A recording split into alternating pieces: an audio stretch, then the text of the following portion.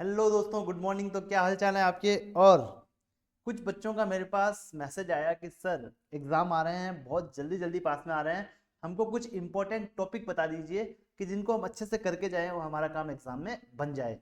अब मेरी बात समझना, मैंने आपके लिए एक चीज़ बनाया है। क्या बनाया है सर? कि सर ये चीज़ तो आप पहले वाली वीडियो में बता चुके हो। हाँ, बता चुका हूँ। इस वीडियो में आपको कुछ एक्स्ट्रा भी बताने वाला हूँ। अब मेरी बात समझना। अब एग्जाम में अपना पैटर्न कैसा रहता है सर? फर्स्ट क्वेश्चन आता है कंपलसरी। फर्स्ट क्वेश्चन आपका आता है कंपलसरी। तो वो आता है सर 15 मार्क्स का। सर इसके लिए हम क्या करें? हमारे पास टाइम बहुत ज़्यादा कम है। आपके पास अगर टाइम बहुत ज़्यादा कम है तो आपको क्या करना है ना, तो आपका एक पता है मॉड्यूल में एक चैप्टर है जिसका नाम है कंप्यूटेशन ऑफ टोटल इनकम।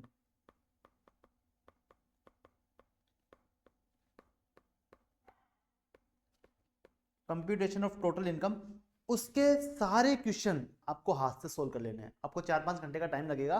उसके सारे क्वेश्चन आप हाथ से सोल्व कर लीजिए। आपके 15 मार्क्स में से मैं मान के चल रहा हूँ, मान के नहीं चल रहा हूँ, बता रहा हूँ आपको मैं कि आपके 15 में से 100% आपके 10 से 12 नंबर आपके 100% कवर हो जाएंगे। 10 से 12 नंबर आपके 100% कवर हो जाएंगे। 1-2 मार्क्स का अलग अलग एडजस्टमेंट आया, कोई दिक्कत नहीं है। अपने 10-12 नंबर एकदम पक्के हो जाएंगे इस चैप्टर से। तो ये चैप्टर के क्वेश्चन आपको सारे के सारे सोल्व करने हैं, एक भी आपको छोड़ना नहीं है। ठीक है सर।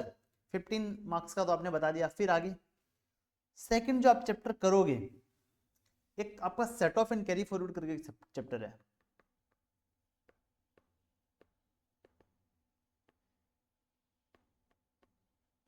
इसके आप सारे क्वेश्चन सोल्व कर लेना, इसके कॉन्सेप्ट देख लेना। अगर ये चैप्टर आपने अच्छे से कर लिया, अगर आपने ये वाला चैप्टर अच्छे से कर लिया, तो ये एग्जाम में आपके कवर करेगा 6 मार्क्स। सर पक्का 100% ये 6 मार्क आपका कवर करने वाला है। सर थर्ड जो चैप्टर आप करोगे, जिससे बच्चों को काफी डर लगता है, ये डरने वाला चैप्टर ही नहीं है। अगर आप देखोगे ना रिटर्न फाइलिंग वाला चैप्टर, तो उसमें क्या लिखा है कि सर किस किस को रिटर्न फाइल करना मैंडेटरी है। सर कंपनी और फर्म को मैंडेटरी है। सर रिटर्न फाइल करने का ड्यू डेट क्या है। सर बाकी किसी दूसरे बंदे को रिटर्न कब फाइल करना पड़ेगा, जब उसका 54 वाली सीरीज के एग्जामेशन को छोड़ के उसको हटाने के पहले अगर उसका इनकम बेसिक एग्जामेशन से ज्यादा है तो उसको रिटर्न फाइल करना मैंडेटरी रहेगा। या फिर किसी ने करंट अकाउंट में 1 करोड़ या उससे ज्यादा का डिपॉजिट किया है, सेविंग अकाउंट में उसने 50 लाख या उससे ज्यादा का डिपॉजिट किया है, फॉरेन ट्रेवल पे उसने 2 लाख से ज्यादा खर्चा किया है, उसका टर्नओवर बिजनेस का 60 लाख से ज्यादा है, उसका 25,000 से ज्यादा का टीडीएस कटा हुआ है, 50,000 in case of senior citizen, अगर आपका टीडीएस कटा है तो आपको रिटर्न फाइल करना मैंडेटरी रहेगा। तो ये वाले पॉइंट आपको पता होने चाहिए। आपका रिटर्न फाइलिंग का ड्यू डेट कब आता है सर? 31 जुलाई आता है। ऑडिट के केस में 31 अक्टूबर आता है। अगर आपके ट्रांसफर प्राइसिंग के आपको प्रोविजन लगते हैं आप पे, तो 30 नवंबर आता है आपका। उसके बाद सर, उसके बाद आता है लॉस रिटर्न का। बात करते हैं अपन। सर आपको बिजनेस में लॉस हो गया है तो आपको रिटर्न टाइमली फाइल करना पड़ेगा। अगर आप ड्यू डेट के बाद फाइल करते हो तो आप काफी लॉसेस को आप कैरी फॉरवर्ड नहीं कर पाओगे, मतलब अगले साल में आप उसको नहीं ले जा पाओगे। सर कौन कौन से वाले लॉस हैं वो? सर बहुत सारे लॉस, सारे लॉसों को आप नहीं ले जा सकते। ओनली आप 2 लॉस को, अगर आप रिटर्न लेट फाइल करते हो उसके बाद भी उनको ले जा सकते हो अगले साल में। वो कौन से हैं? हाउस प्रॉपर्टी का लॉस और अनअब्जॉर्ब डेप्रिसिएशन। बस आपको इतना याद रखना होगा। सो उसके बाद आता है बी लेटेड रिटर्न, मतलब रिटर्न आपने ड्यू डेट के बाद में फाइल किया है। मतलब ड्यू डेट के बाद में कब सर? 31 जुलाई अपना ड्यू डेट था, आपने उसके बाद रिटर्न फाइल किया। सर कब तक कर सकते हो सर बी लेटेड रिटर्न फाइल?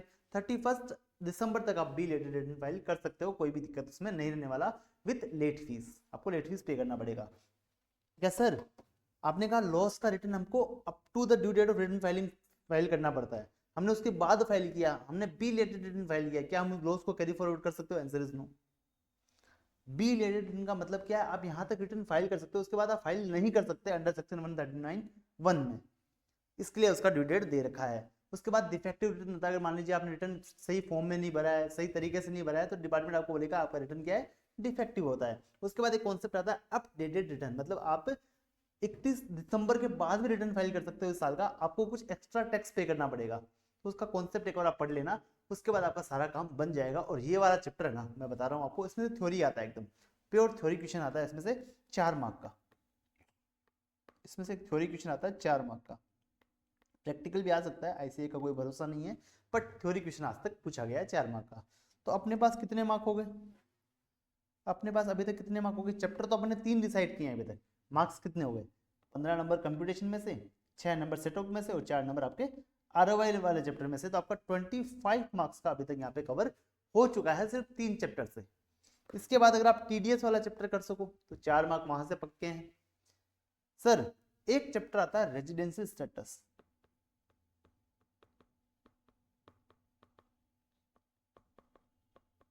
इसका मैं कंफर्म नहीं कह सकता क्योंकि पिछले 5 अटेम्प्ट में से ये 4 अटेम्प्ट में पूछा गया है। और कितने नंबर का पूछा जाता है सर?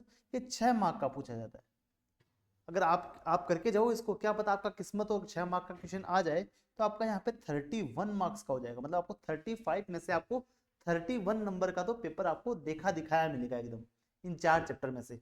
अगर आप टीडीएस वाला भी कर लेते हो तो आपका 31 + 4 35 मार्क्स आपके कंप्लीट यहाँ पे हो जाएंगे। सर 35 मार्क्स यहाँ पे कंप्लीट हो जाएंगे? बिल्कुल। ये 4-5 चैप्टर आपको अच्छे से करके जाने हैं जिनकी तैयारी अच्छी नहीं है, जो अभी स्ट्रेटेजी के मूड में है, अच्छी स्ट्रेटेजी बना के या तो एग्जामिशन लाने के मूड में या फिर निकलने के मूड में है कि भाई ये चैप्टर हम अगली बार देखेंगे, ये सब्जेक्ट हम अगली बार देखेंगे। अगर आप इस साल में निकालना चाहते हो, इस बार में अगर आप निकालना चाहते हो तो आप इन 3-4 चैप्टर को अच्छे से करके जाइए, फिर किस्मत पे छोड़ दीजिए।